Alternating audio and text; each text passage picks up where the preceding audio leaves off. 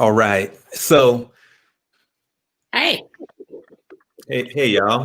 Hey. So, yeah, it's good to have you both here for this panel discussion brought to us as part of Words, Beats, and Life's the Words, Beats, and Life Festival and our Street Lit Symposium. And as part of that, I am Keenan Norris.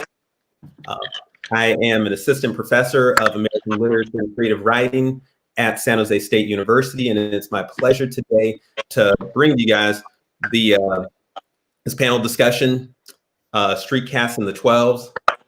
For those who are not familiar, as I was not familiar until real recently, 12 is I don't know if it's the latest slang, but it's some more slang for the cops, right? Like 5-0 and all that stuff. Yeah. And so this is about, in general, this panel is about the depiction of police brutality, of police interactions in street literature, right?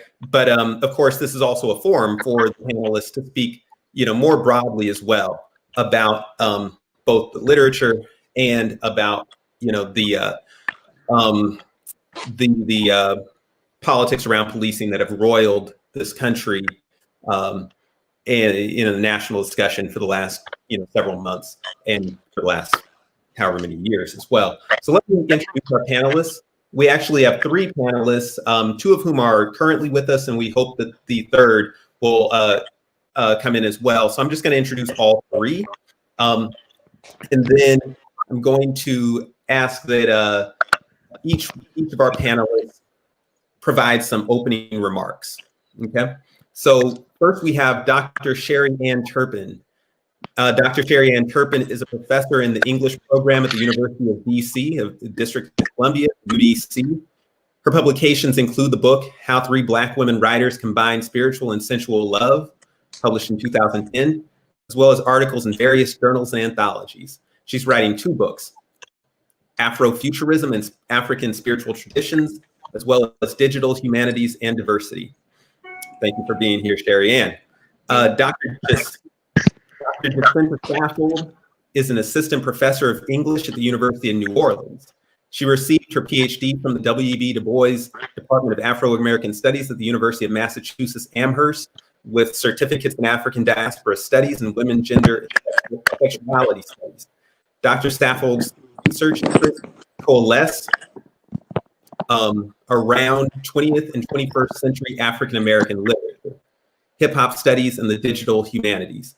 She is currently working on her first manuscript, Books and Beats, the Cultural Kinship of Street Lit and Hip-Hop, and related digital archiving projects. She also has extensive experience as a scholar administrator with emphases on enrollment management, inclusive diversity, and student success. Ultimately, Dr. Saffold is committed to widening access for minority students and shifting the culture in higher education to be more inclusive through a prism of African-American literature and culture. And then Roger Porter is a writer and educator from Oakland, California. His work has appeared in Ziziva, a journal of West Coast writers and artists, Rad Dad Magazine, Oakland Local, and the Wall Street Journal.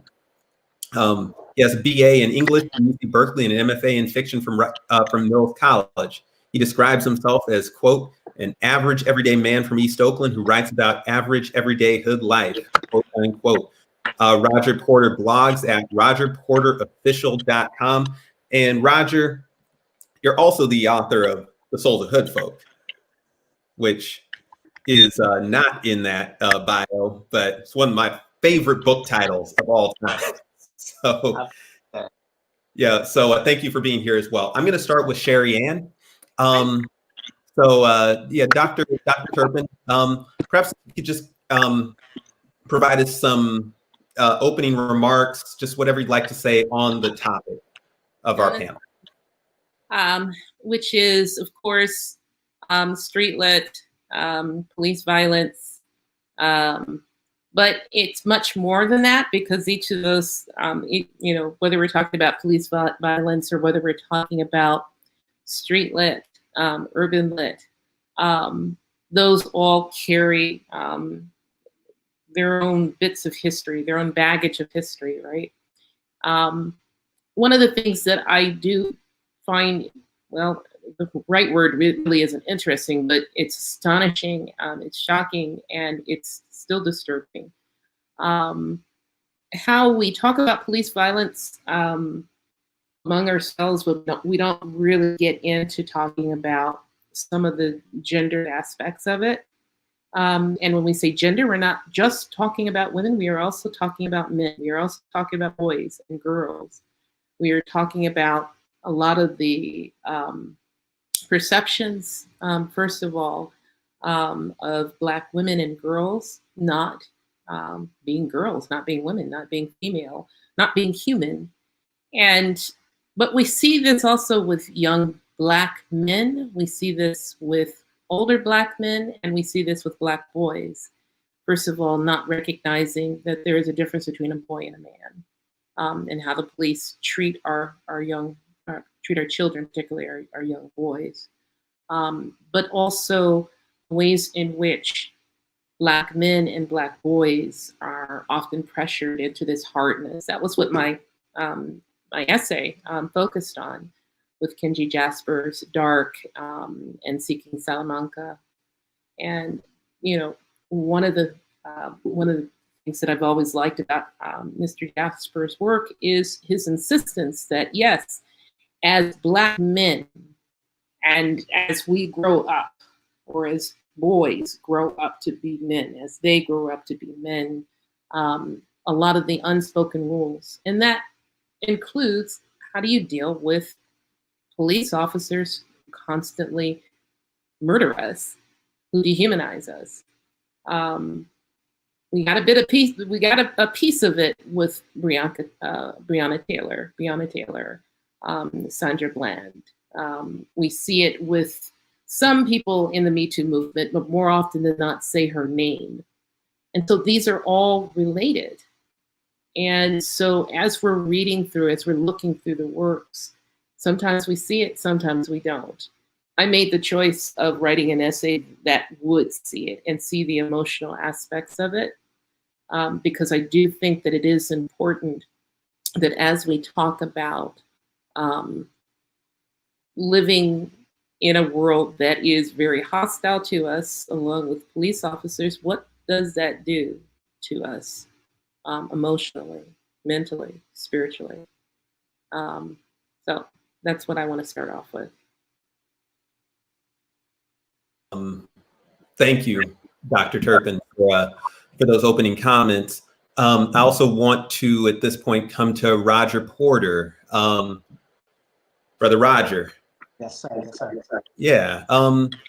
Just asking for your initial comments. Just going to give you the stage to say whatever whatever you'd like on the topic. Yeah, absolutely. Well, thank you guys for having me and being patient through my setup, my technical difficulties, for one. And in regard to the police, there's constant tension, as you all know, I'm sure. And I think about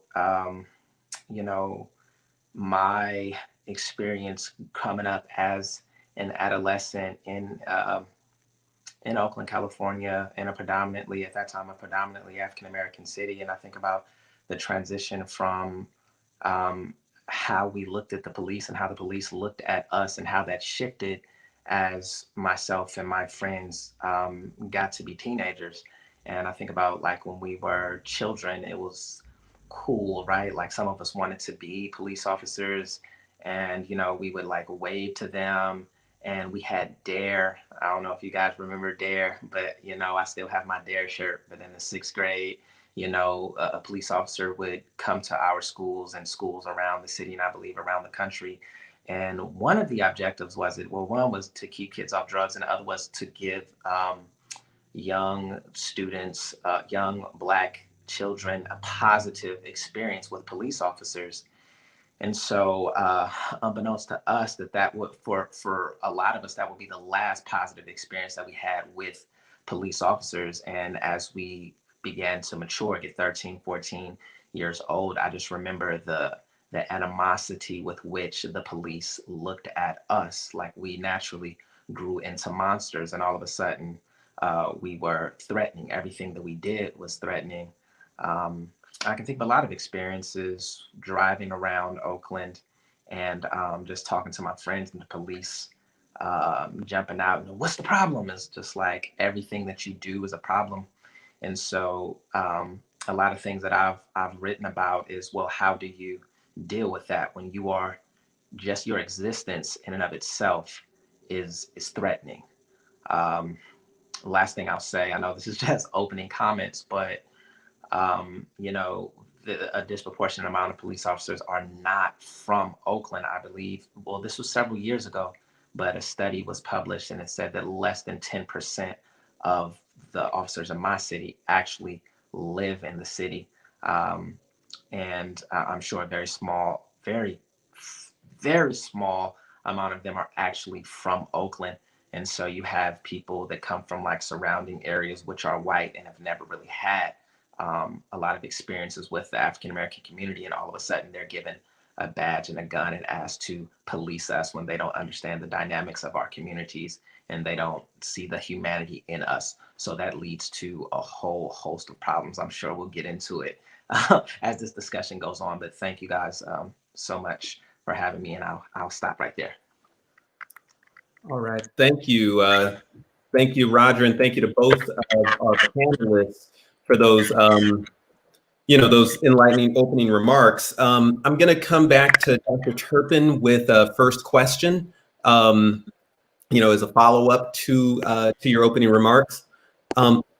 You started to speak to this in those remarks, but I want to ask, you know, directly, where does gender and where does sexual orientation fit into the conversation that we're having right now?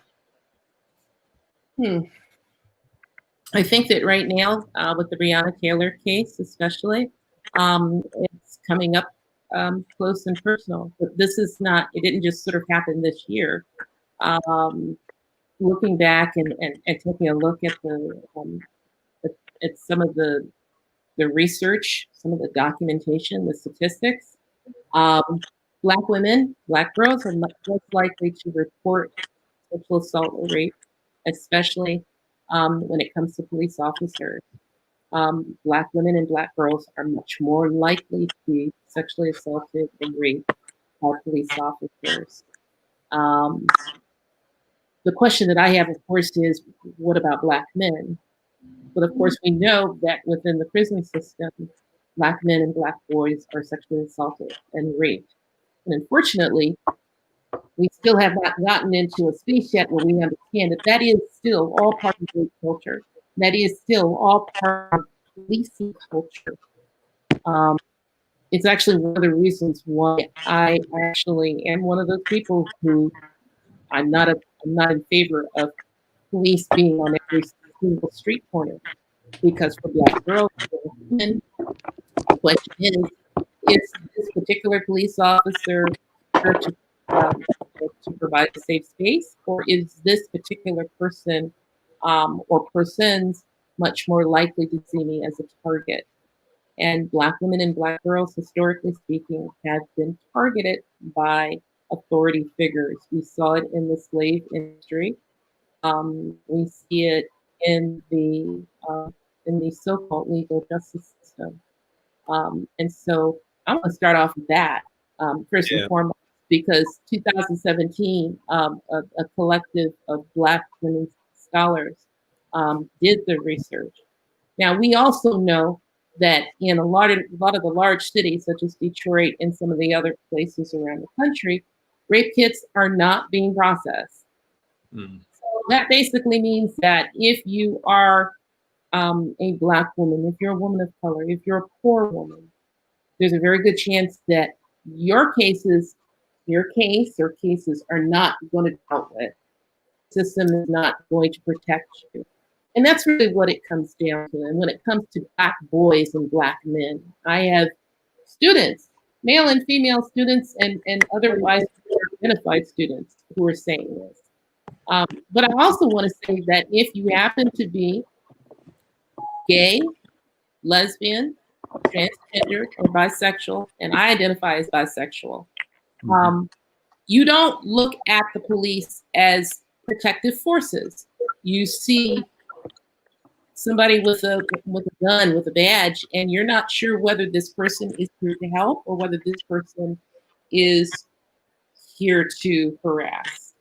And so, to me, it seems to me that we allow a lot of people to carry a gun, put on a badge. You probably shouldn't be in the first place, but it's perfect for whatever the agenda is, whatever the political agenda is. And I don't think you have to be a rocket scientist to figure out that in many ways these police officers behave like slave drivers and slave traders and those who chased after so-called runaway slaves. There's a lot. There's a lot that needs to about that. Yeah, I mean, your comments bring up for me a few things. In Oakland, we're very familiar with the notorious case around a certain young woman who where many Oakland PD and I believe also Richmond PD police officers and some higher ups in the administration were implicated in having sex with this underage young woman. Yeah. Yeah. Were some people lost their jobs. I don't know if everybody did who needed to. And I think one of the really important things about street lit in its iteration in the 90s and in the 2000s is that because so much of it is written by women, is that it centers these experiences that have oftentimes been relegated to the that have been silenced in the past. And so, and the work of Terry Woods, Sister Souljah, Vicky Stringer, and so forth. I just wanted to say for the audience that Dr. Turpin's essay in Street Lit Representing the Urban Landscape, Hard Men of the Street, Black Masculinity and the City, and Kenji Jasper's Dark and Seeing Salamanca Mitchell, two separate novels, excellent essay. Roger Porter was a contributor to the more recent Word Beats in Life Street Lit special issue. And Roger's piece, was around writing about East Oakland in the current day, with all the shifts, gentrification especially, that have, rocked East Oakland. But coming back to, Street Cats in the 12s, let me just ask you, in your own work, Roger, in your own work, how have, kind of issues around criminal justice, police interactions, anything related to that, have you dealt with that in your work? Or if you have, to the extent you haven't, what were the choices that you made around either bringing that into the work or not bringing that into the work? Yeah, absolutely. So in the book that's not in my biography that you mentioned, I deal with that in a few pieces. You can't tell an authentic African-American story from my town without having some interactions with the police, and chances are they aren't going to be good. So I chose to deal with it in a way in one piece called A Foretaste of Elysium, in which the police were, it was about a young Black man coming into himself, and cruising the strip and trying to talk to women, doing all of that teenage young adult type stuff. And the police were a factor that kept him from getting to the woman that he was really feeling, right? Because there's a thing in the Bay Area, I don't know if people out there are familiar with the Bay, but it's called the Sideshow. And basically people come together, show off their cars, they do donuts, and ghost ride the whip and all that type of stuff. And it's really popular for Boy Meets Girl, right? So at any rate, so this guy is trying to, he sees a girl at a sideshow, he's trying to talk to her right when he's really warming up, and really trying to like exchange and get to know on a deeper level, the police will come and shut it down, right? Which is a reality, literally, because the police always shut down sideshows, right? Instead of, you know, providing a space where, you know, people can go and have these events, they just criminalize the entire event, right? Which hasn't done anything to stop it, but it has done a lot to boost the overtime that they get, right? And boost their income because they're chasing sideshows all night, right? So back to my point, back to the story. So they, so literally they shut it down, but metaphorically, these police officers are keeping him from finding himself and finding happiness, and preventing, as they are used as a deeper metaphor for the court systems, and they keep this union from happening. And keep this union from thriving, right? This boy meets girl type of dynamic, and then meeting and, you know, perhaps falling into love and having a solid foundation and creating family. And so I think that as far as the court system, as far as all of the inequities that are present in American society, the part that reaches out and touches people in lower middle class Black communities is the police. They touch us. The system touches us through the police, right? And the police, you can say they're just following orders, as in Breonna's case, that Breonna Taylor's case. They were just serving a warrant, right? And someone else signed the warrant, and it goes higher up, right? That's part of a larger. But the only people that reacted with Breonna Taylor were the police. And oftentimes, as wicked as the entire system is, Right. we can't see what's happening behind the curtain, but we do see the police. Yes, we do. So, exactly. And so a lot of like the animosity that we have for the whole system, the system that was founded on our enslavement and our dehumanization. Yes. But we don't see all of that. But what we do see is this is fuck the 12s, right? These punk ass police and all of that, right? And so police are the embodiment of the American system that has been so unjust to African Americans. And so that's a very visceral dynamic. Yeah, Dr. Turpin, you would you like to respond to anything that Roger was? Well, I think the key word is dehumanization. And that's been the way it's been for us, those of us who are descendants of people who were kidnapped, human trafficking, right? I don't know about you. You all are younger than me. I'm 54. What? Yeah. No way. You are. I'm Gen X. I'm solid Gen X, which means that I went to school during the 70s, all of the 70s, and half of the 80s. And during that time, I wanted to learn about Black history. I learned it from my parents. My father had a whole library of Black history, and I own it. He gave it to me. And so if you are learning about slavery from the school system, it's normalized. That's the word, normalized. And so us being dehumanized has been normalized.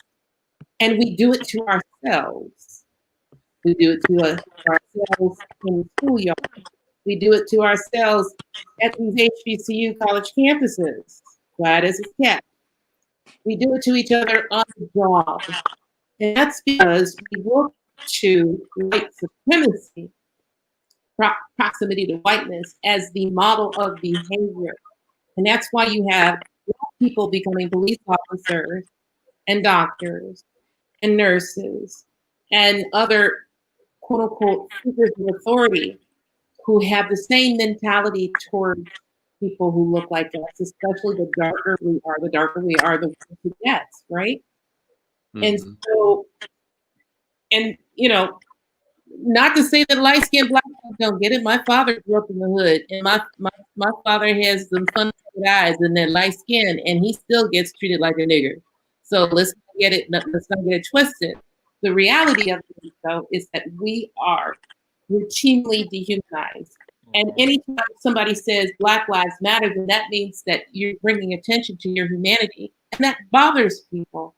If we're bringing attention to the fact that that young lady was murdered in her bed next to her fiance, and folks are so busy trying to, they're trying to figure out, well, how can we rewrite this and twist it? So you're gonna blame the man who watched his wife to be murdered. In my opinion, I think they came up in there to rape her and murder her. It's my understanding that one of those cats is allegedly has some issues and has a reputation for being for sexual assault. It wouldn't be the first time we see something like this, where Black women and Black girls are targeted for that particular reason. But even when I think about Tamar, Florida, the little boy who was murdered. Tamir in Yeah, I got the name. I got the name wrong. Whenever I see young boys being followed by adult men,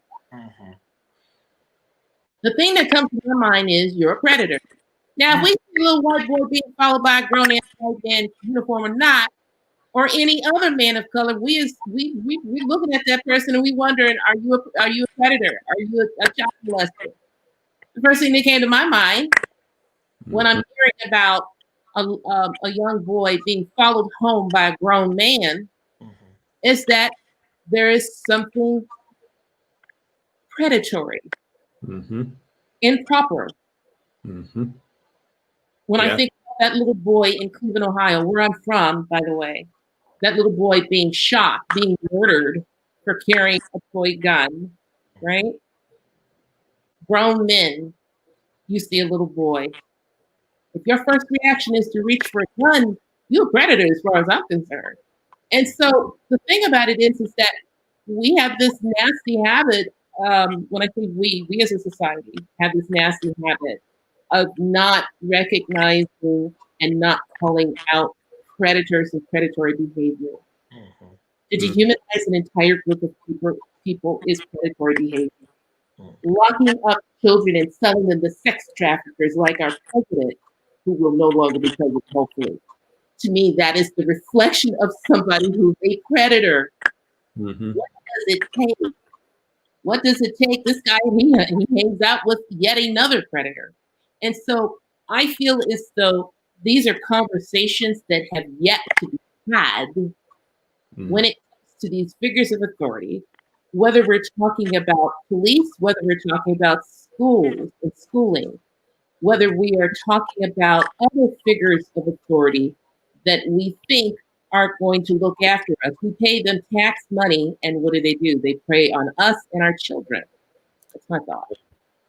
Yeah, a couple of things that I want to say. First of all, for folks who, for our viewers who would like to pose questions or questions, statements, responses to the discussion, please start writing those in, and they'll be sent to us, and we can respond to those probably in the last 15 minutes or so of the talk.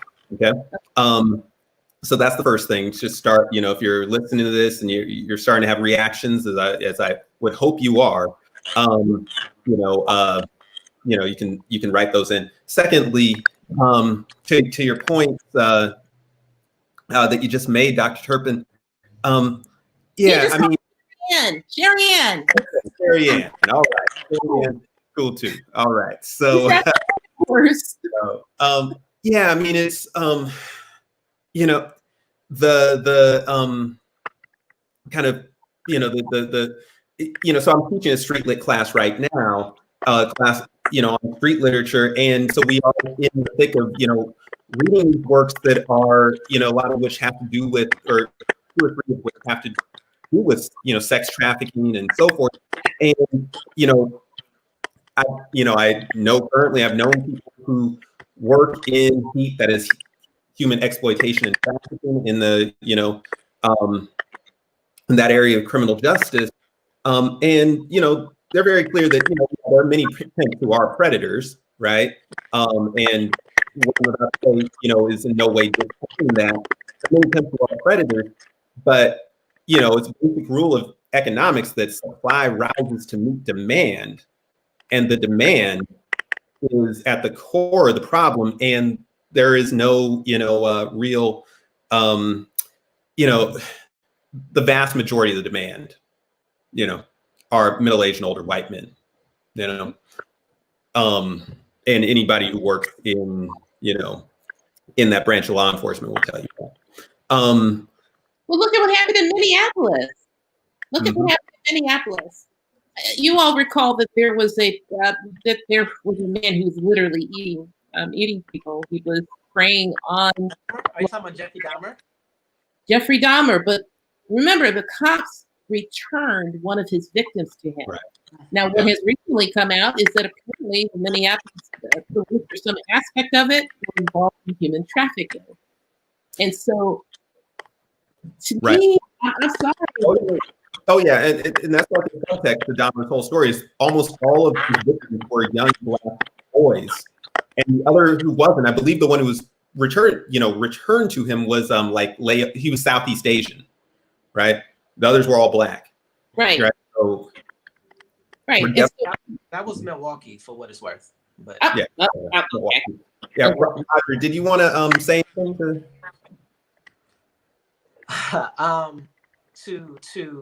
I want to say anything? In response to Cherie Ann, or just continue. I can give you a specific question, but if you just had, I want to say amen.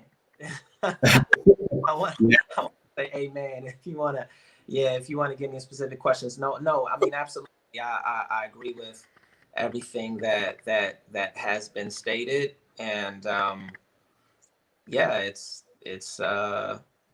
it's interesting. I think about. I oftentimes find myself thinking about all of the people who were murdered by police before social media, before camera phones, before it was instinctive for us to just start recording when the police have an interaction with a citizen. And I think about, I started reading the paper at an early age, and I remember there would be cases where it would be a police shooting, and it will be reported that the person was running and the police were chasing him. And they would say that at some point he was armed, and at some point in the run, he turned around to face the police. And I remember thinking, like, as a teenager, like, if I'm running from the police, why would I stop and face them? But of course, they would say that so that they could so there would not be a further investigation, right? And this happens. So we're talking about up until what? Camera phones and smartphones really took off. What would you say, 2010 or something? 2009, 2010, something like that. Before then, let's give it even 2005. Before then, police could just murder people with impunity, right? Like no public pushback, nothing, and have time off or paid administrative leave and be right back on it and get props from their colleagues like, oh, he's a killer now, because they respect killers, and I just think about we're doing our best to try to hold them accountable now with the evidence. Sometimes it works, oftentimes it does not. But before that, you have to think how many people were killed, shot in the back with no investigation and no attempt at justice. And that disheartens me. Yeah, thank you for those comments. Yeah, I mean, there's still, a reparation to be made for all the, I think there's a certain way in which we have to not only look forward, but also look back, and I think that's one of the values of literature is that, that we do look back, as well as forward in this country that is so that likes to pride itself on being so inherently optimistic, that literature and Black folks experience, right, is that of not only moving forward, but also, you know, having the courage to look back, to dig up the bodies, right, and to, you know, and to investigate what has occurred. You know, because it just, they would very much like us to forget, you know, about our dead, and about our murdered and our unjustifiably murdered dead, and you know, we're not going to do that. The one last question for either of you. So in terms of literature and what literature can do to respond to this, you know, to any or all of these facts that you guys are bringing up, where do you see literature's role in that response? You want me to go first or Roger? Yeah. So literature's role in current American politics is that, I mean, American social dynamic, American reaction. American with the interaction with police currently. Well, I'll start. Like, how about I start there? I think that literature has a way of slowing it down. We have all these ways of information to be expressed now, you know, Instagram, Facebook, Snap, etc., and Twitter, and those all have been most effective in politicizing people now. But oftentimes that is just a soundbite, right? It just like freeze frame of something, right? It's just like a small piece of a larger idea. And with literature, what you get is the whole idea, and slow it down, and you're communicating with the text, and it is reverberating from your consciousness in a way that you see your own truth, like you see the truth yourself, right? And I think that if we can, with street literature, with creative nonfiction, whatever the genre may be, poetry as well, if we could, I think what we're experiencing right now in our country, if not in our world, is the death of critical thinking. People get information, they don't question it. People don't know how to seek their own truth. If we can center literature in a way that it was centered in the Black arts movement, the Black Power movement with Baldwin and Cleaver. Asada's book came out later, but she came up during that time. And she writes in her book about the experience of reading The Fire Next Time and how that washed over her, right?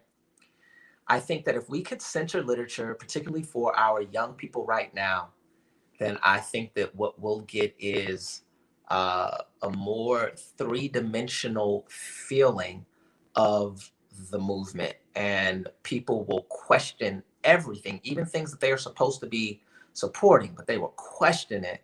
And we can really have an enlightenment that would spark a real movement in the American ghetto. So I think that that's what literature can do. Thank you, Cherie Ann.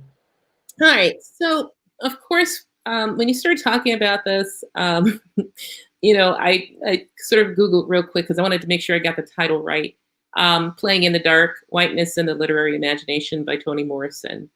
But I'm also thinking about all of the other, you know, Black theorists, African diasporic theorists, whether we're talking about looking at race, whether we're talking about social class, whether we're looking at colonialism, post-colonialism, right? And so the way I see it is this. I think that there is a reason why there are certain elements that would love to eliminate humanities from education. Humanities not just being literature, but you know, not just writing, but also all of the other pieces such as music, such as art. such as philosophy? How is it that it's very hard to find any college or university, unless you are a Research One institution or a private religious institution? You don't have philosophy anymore. You know, UDC doesn't have philosophy. We don't have history, which is shocking. We're an HBCU. We also don't have foreign languages. We don't have drama. We barely have English and music and art. But think about this. To me, it's like when I walk into somebody's house. Growing up, I grew up with folk who came from a whole load of backgrounds, people who were college educated, people who worked literally in car factories.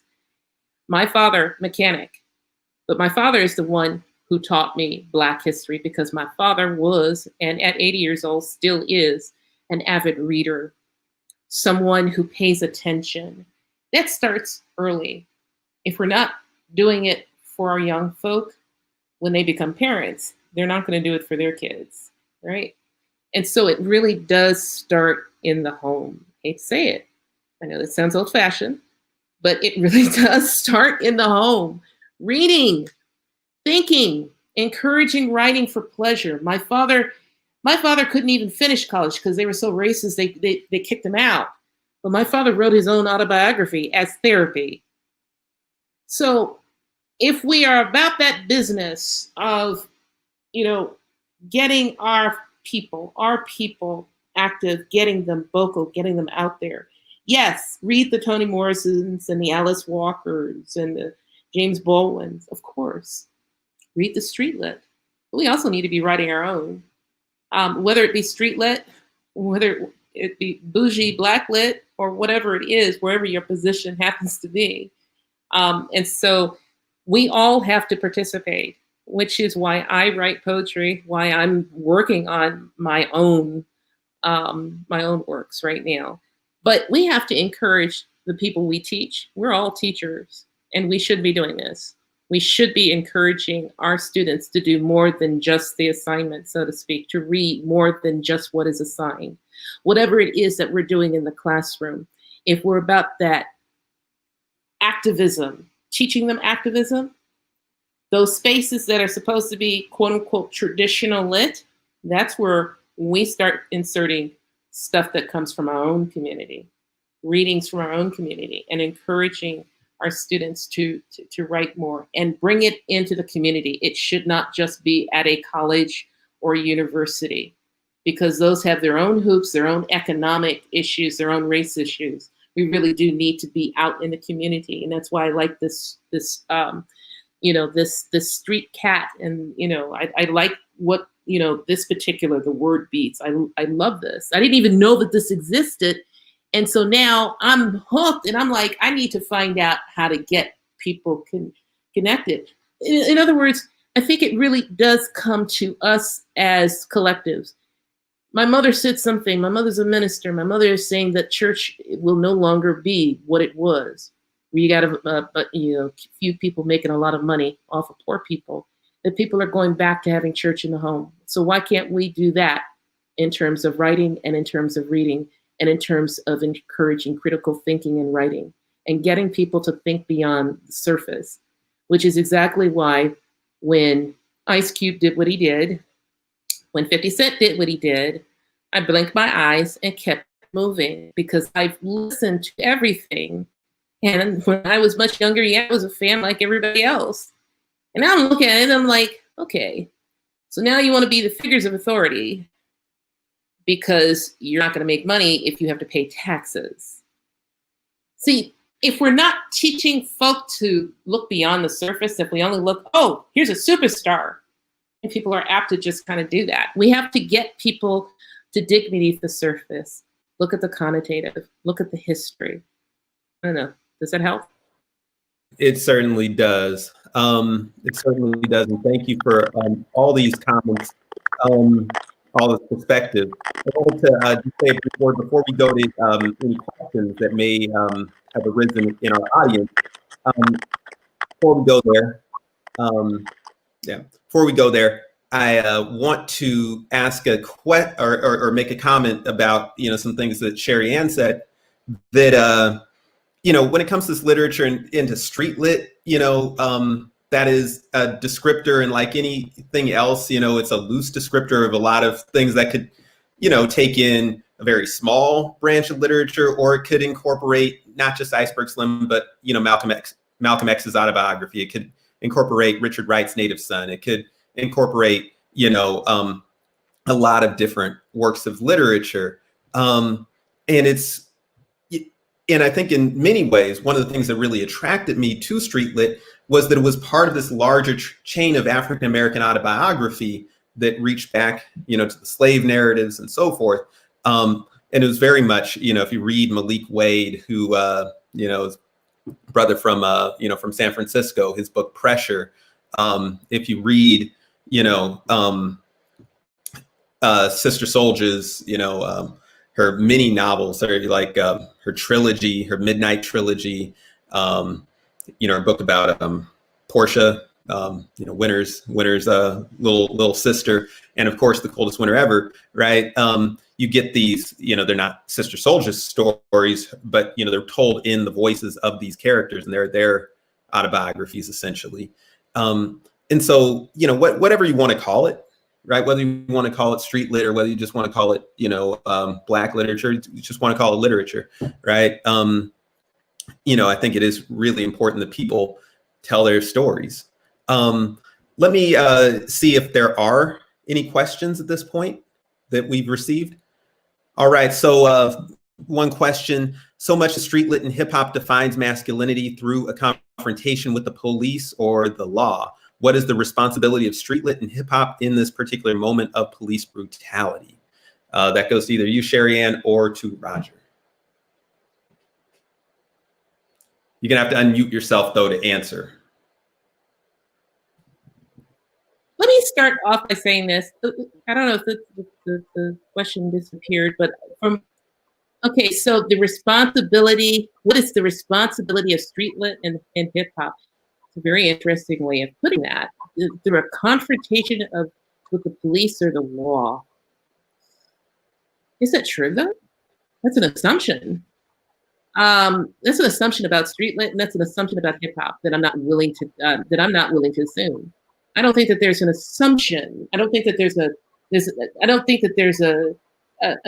absolute definitionally of masculinity through confronting the police or the law.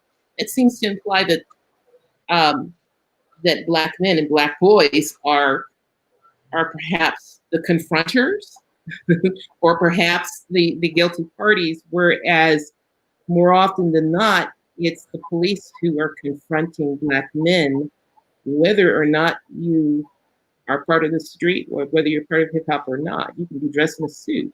So responsibility, I think that the responsibility is being honest and being honest in portrayal, of course.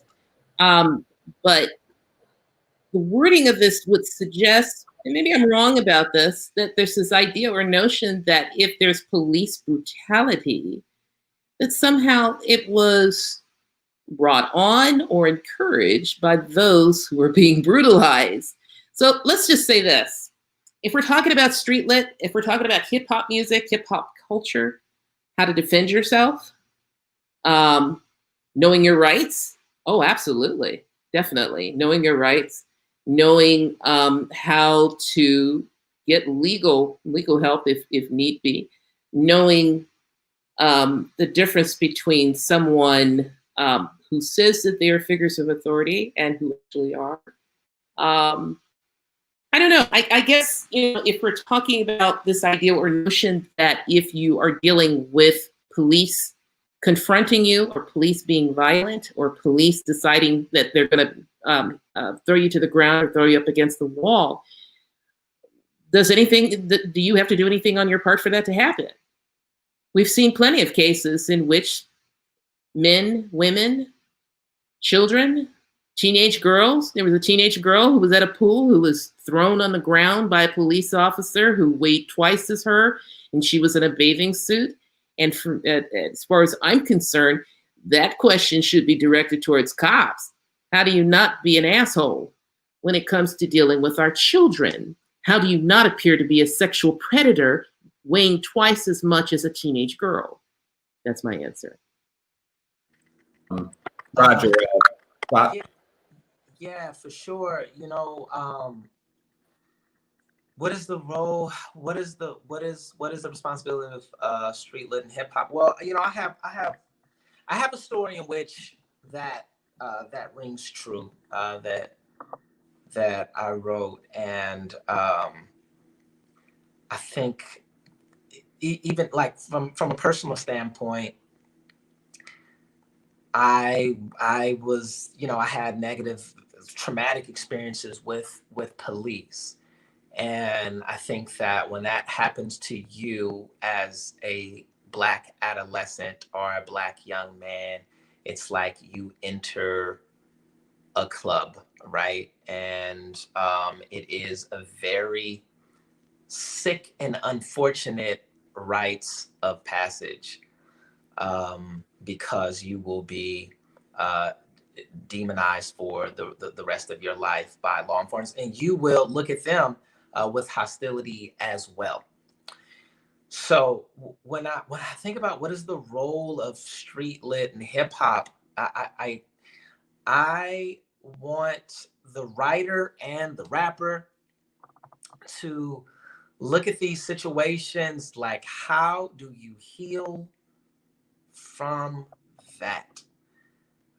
So many of us have been emasculated by police officers, and we don't talk about it, right? And if we do talk about it, we talk about it in a way that, you know, F12, right? Oh, bitch ass cops, you know, and we speak of it in that way. But what we don't say is, you know what? This police officer arrested me, criminalized me, searched me, embarrassed me in front of my woman, embarrassed me in front of my kids, had me down on my knees in front of my whole neighborhood, took away my freedom unjustly, and it hurts. And I'm in pain.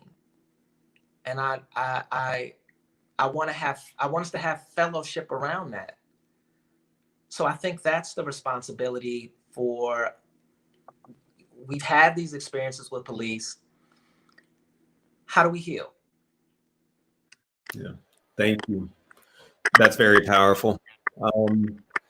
That's very powerful. The second question here we have time for. Right, Ice Cube became famous for his "Fuck the Police" anthem. Now, ironically, he's being used as a pawn by the Law and Order candidate. How should we respond to that? 50 Cent as well. Is a capitalist ideology so strong that these former anti-police brutality voices in the 80s and 90s have done a 180? Does this have to do with the wealth generated in hip hop culture? They buy their way out of danger. So, that, I mean, those are some powerful questions. Y'all respond to any part of that you'd like to. You got it. Somebody's got to unmic. It's all good. I'm unmuted. Yeah. I'm unmuted. Did he trying to buy his way out? Sure, of course he's trying to buy his way out, and he's trying to buy his way further into Hollywood. But as far as I'm concerned, burn Hollywood, burn, because as far as I'm concerned, they're one big propaganda machine. He represents that. And so his story has shown up in Hollywood, and he wants to be a full member. He wants to be able to join that club. So what do? You throw your own people under the bus. 50 Cent is no better. And he only softened up when his ex-girlfriend had something to say about it. Anyway, other than that, do I think this idea of buying? Sure. P. Diddy, some of these other cats out there calling themselves trying to do that. And at the end of the day, they want to be able to hang out with Anna Wintour. They want to be able to show up on the red carpet. They want to be seen as figures of authority, people who are making money. And so if it's a matter of him throwing the rest of us under the bus so that he can go get himself a nice contract for a couple of mil, sure, he'll do it. That is the nature of capitalism at its worst, right? We were enslaved under capitalism. You have prisons that apparently are, you know, are encouraging the kinds of laws that would throw more of us into prison. Those for-profit prisons, they want to see more of us locked up, of course. And so I think of it this way. We have lots of celebrities, you know, from the 20th century and now from the 21st century. You have some who sacrifice their own reputations and, you know, ended up paying for it for fighting for what was right. And then you have some celebrities who do what he does. Somebody who is clearly not really looking at the bigger picture. He's clearly not looking at the ways in which his face, his music, his likeness, his products are being used to push a particular way of thinking. And so now you have people like Umar Johnson and some of the other folk deciding to hop on board. Oh, I support Ice Cube. Sure you do. You're a con artist too. So when you see stuff like that, then you know that it's like, okay, can't really trust them. You guys trash talk women all the time anyway, especially Black women. You don't like us. You talk about guns. You don't like gays or lesbians or transgendered people. Am I surprised? No. Capitalism will move people to do some really stupid things and some really dangerous things. What I think that he did was very dangerous. For the rest of us, he's a millionaire, he doesn't care. But it's very stupid on his part, because if his guy does not get back into office, and let's hope he doesn't, well, that means everybody's going to be dragging him for the filth and calling him a sellout, because that's what he is. That's all I got to say. Yeah, thank you. All right, so we have one last question. And Roger, you'll this question is, I think, will be directed toward you. I recently came across the following quote in an article: "You cannot separate the often painful stereotypes of colorism from misogyny and the sexual exploitation inherent in American slavery," quote unquote. Recalling that the term colorism is largely credited to Alice Walker during the second wave of feminism, which sought to reverse many of the degrading depictions of women in media, why then did colorism persist in literature, and why was it especially granted space in street literature? So that's more of a kind of literary specific question. But if you'd like to respond, if you could just, make a comment about colorism as it's functioned in, in society, and to the, detriment of, of us. Oh, you got to unmute. You're muted. Oh, okay. Can you hear me? Okay, for sure. I would say that colorism is persistent in street literature. In literature, I think it's persistent now because it's persistent in our world. I think that complexion means something not just in the Black community, but in every culture. The lighter you are, the more privileges you get, the more likely you are seen as beautiful. We have skin whitening, bleaching agents. It's $1 billion industry, right?